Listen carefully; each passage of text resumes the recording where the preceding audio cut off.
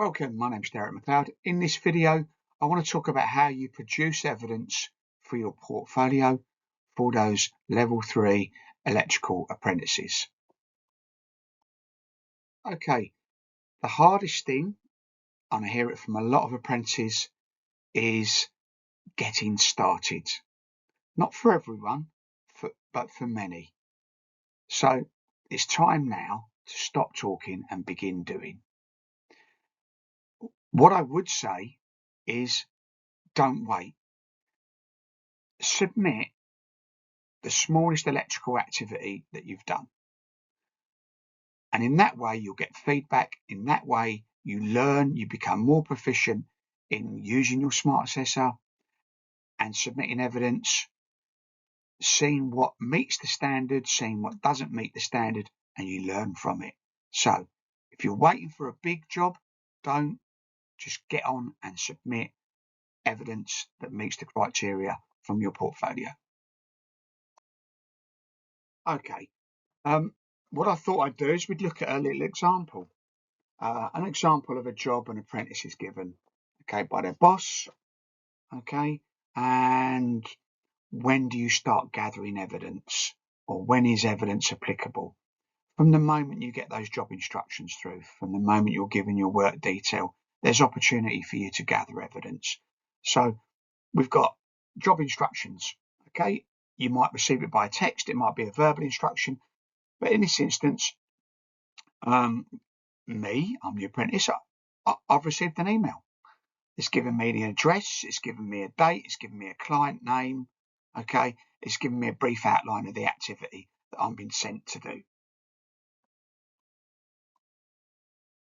The email in itself is evidence. You can take a screenshot, you can attach it to your upload that you're going to submit through on your template, because that's the authorization for you to begin work. Right, it's always a good idea before you start doing something is prepare, okay? Make sure you've got what you need.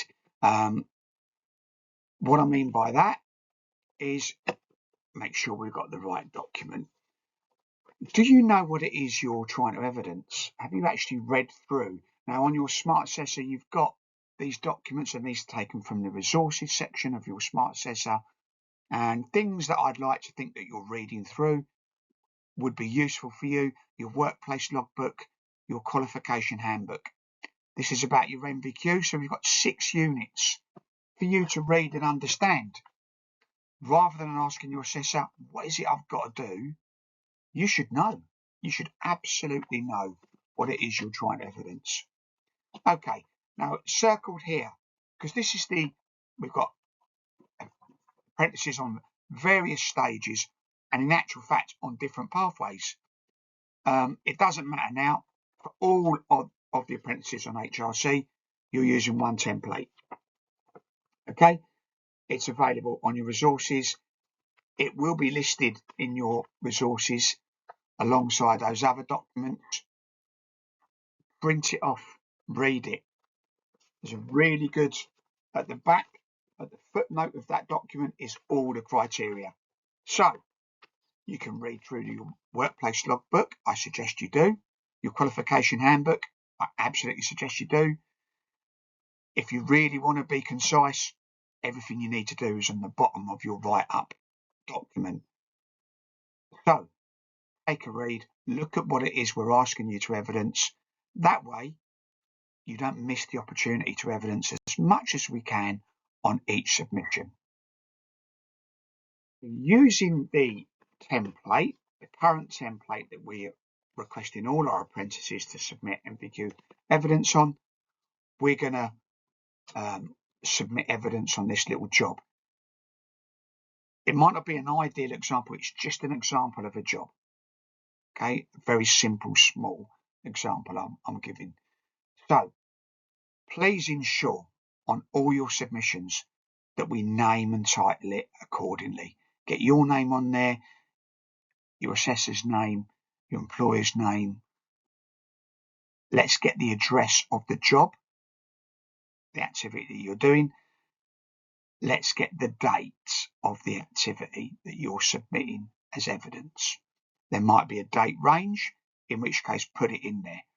Or it might be, in this case, for such a quick and simple job, it's occurred on a morning and afternoon, but certainly on just a one date. Make sure that we're not missing that information. If any of that information is missed out, it's getting instantly rejected. The installation type. Please tell us the type of installation you are working on. Is it commercial, industrial, domestic, other, as defined by BS 7671? Give us now an overview of a job. So, in this case, I'm telling the assessor what I'm working on in a domestic environment. It's on a single phase supply. I've even mentioned the earthing arrangement. I've given a brief outline of the activity, what it is I'm installing, what it is I'm connecting. That's it. Nice and simple. Okay. Rather than looking at the content of these slides, it's just an example. Here I am, the apprentice is now submitting evidence within that template. Every job, no matter which one you do, starts with you being safe. And that starts from a risk assessment. And in this example, I think you saw on the email, the boss said, I'm going to send you out a RAMS. What you'll notice from here is I've attached images into this write-up. The boss has sent me the RAMS. Well, guess what? Easy copy and paste. Attach the document, embed it into the write-up document. I've done that. I've put a picture of me wearing the PPE. Okay, and there's a picture of me using access equipment. So you can see that we can insert images into this write-up, can't you? What you might notice is in the right-hand column where we want you to put where the criteria has been met, we've left it blank. Unit 102 is evidence through direct observation by your assessor. But every single unit starts with safety. So when you write strong statements about safety, about how you prepared yourself, the PPE, the checks you did in your tools, materials and plant, that carries forward across every single unit you go to evidence. Okay, you can see in here there's other images that have been inserted. Now, again, you might be able to get them, fit them nicely in within columns. The most important thing when we're attaching images or submitting images into the write-up is that we try and title them, okay? But your assessor, if you don't even claim it, if they're titled correctly, it may relate to other units. You can see quite clearly this apprentice has titled the images. You wouldn't believe how many images are attached with the JPEG number, with literally nothing attached to them. And then I have a conversation with an apprentice. What's that image? What does it relate to? What is it? What have you shown me? And they'll say, well, don't you know what it is? I'm like, no, I need you to explain. I need to know that you understand what the images are and how that relates to the evidence you're trying to claim. Okay, in this slide, you can see a good example of actually what we want to see now as assessors. Now, Unit 106, organising, overseeing the work environment. There isn't any job that you go to that doesn't contain an element of 106, and yet it is the one unit where quite often it's completely ignored by apprentices. They get so busy telling us about how they installed and how they connected, they don't mention anything about how they organised themselves, other people, how they talked with other people. Yet that applies on almost every single job, doesn't it? So there's always an element of 106. And in here, you can see I've got some images, right? If you want to know, in case you can't quite make out what the images are, there's an image of me going to the wholesalers or the apprentice going to the wholesalers. There's a delivery note. I've actually attached the delivery note. It could be the materials list, but you do need either the delivery note or materials list in your portfolio. So at some stage, you need to get some of that evidence in as part of your NVQ. The other image, it talks about customer letting me using the shed, safe storage in the shed. That sits nicely in Unit 106. What you should also be able to see is how we expect the apprentice to list down the evidence, the criteria that they believe that they have met. Where's that criteria? Like I showed you earlier from the template. For using this template, the criteria is at the footnote of the template. Going back to the earlier slide, be prepared, read it, understand what you're trying to evidence. So, the apprentice has listed the criteria that they believe they've met.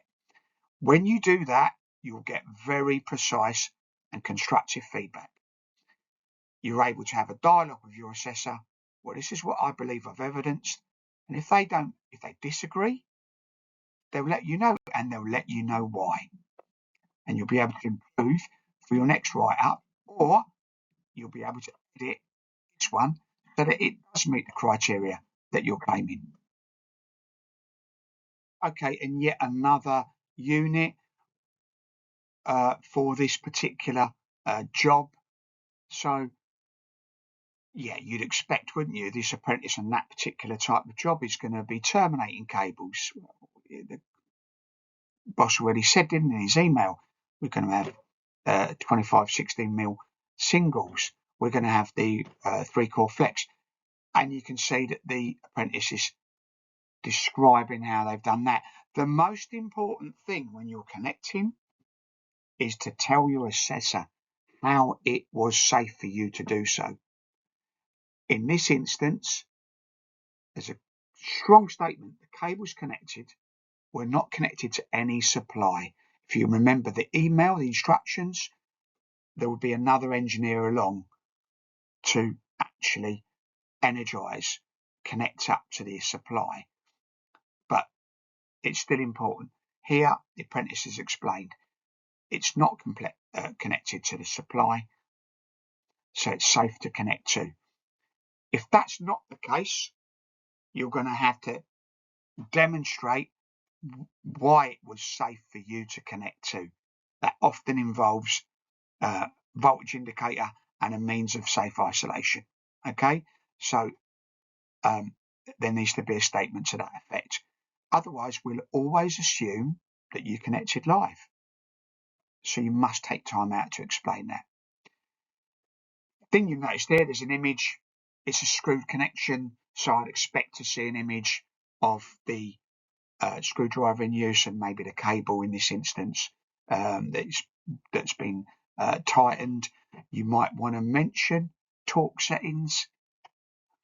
You'll notice as well I've included the manufacturer's instructions for the 100 amp double pole isolator in this write-up. Again, so I've explained, or the apprentice has explained, that they've connected, they've followed the manufacturer's instructions, and indeed, here's a copy of the manufacturer's instructions. It shouldn't be hard for anyone to produce. So you can take an image of you looking at the manufacturer's instructions. You can provide in this case, the PDF or a hyperlink.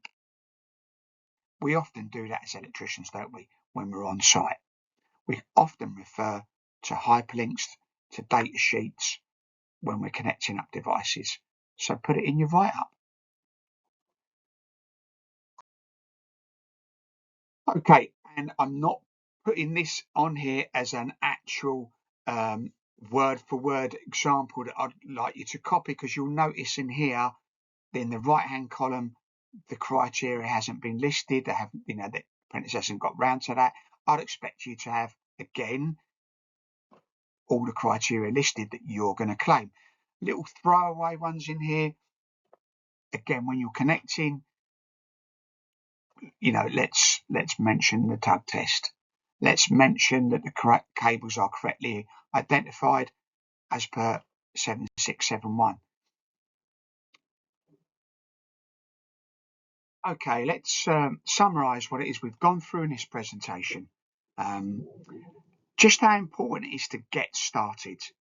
A lot of apprentices hit the NVQ wall, thinking that they've got to wait for a big job, or just not quite sure how it is that they're going to get round to actually evidence their NVQ. The best way is just to get started. Start small. Small and often is much better than waiting until we submit large pieces of evidence. So get started.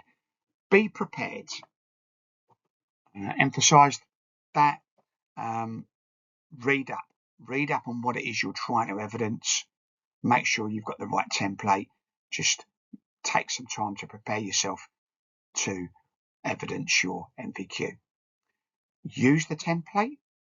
It's the only way we'll accept evidence. Insert the images in that template and or relevant products of work. Now, this example was never meant to be an exhaustive list of absolutely how you're going to do it. It just gives you an example. But the things we're talking about, images, your assessor is trying to validate that it's your work. So there's always, I'd expect to see an image of you in there, an image of the environment that you're working in. But there's not lots of naturally occurring images, isn't there? Or products of work. We've got the job instructions. I showed you the email. You could have had other things, couldn't you? Texts. You could have drawings, specifications sent through to you. They should be included in your write-ups. You've got manufacturer's instructions. They'll always come with the products that you install and connect to. You'll have certification. You'll have an electrical installation certificate, EIC, and minor works. You'll have the RAMS document. Again, these are all products of work that are probably given to you. You don't actually have to do, but they're great evidence when you include them as part of your write-ups. List the criteria. So when you're telling your story of how you've done your job, in the right-hand column, list the criteria that you believe you've evidenced.